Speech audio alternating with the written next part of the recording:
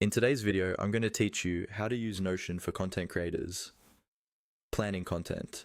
We're going to walk through a simple way to get started with a content management system inside Notion, using a ready-made template from the Notion marketplace. This is perfect if you create content for social media, YouTube, blogs, or any platform, and you want one central place to plan everything. First, open Notion on your computer or in your browser. On the left-hand sidebar, look for the option that takes you to the Notion Marketplace. Depending on your version, this might appear as a Marketplace button or under Templates.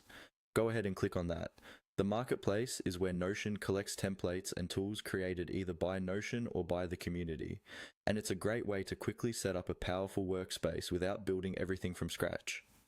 Once you're in the Marketplace, you'll see a search bar at the top.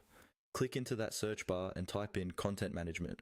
Make sure your spelling is close enough that Notion can recognize what you're looking for. This search will bring up templates designed specifically for planning and organizing content.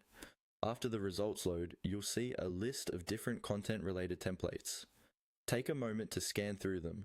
Look for a template that mentions social media content management or content planning. You'll usually see a thumbnail preview and a short description.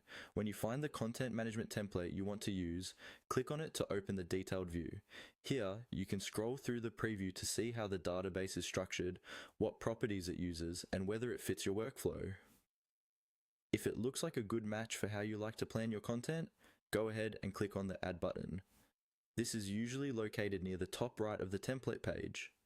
Clicking Add will copy the template into your own Notion workspace. Notion might ask you which workspace or account you want to add it to if you have more than one, so just confirm the correct space. Once it's added, you'll see the full content management dashboard inside your Notion. From here, you can start customizing, rename pages, adjust tags, and add your own platforms or content ideas. The key is that by using this template, you've skipped the heavy setup and can focus directly on planning and creating your content.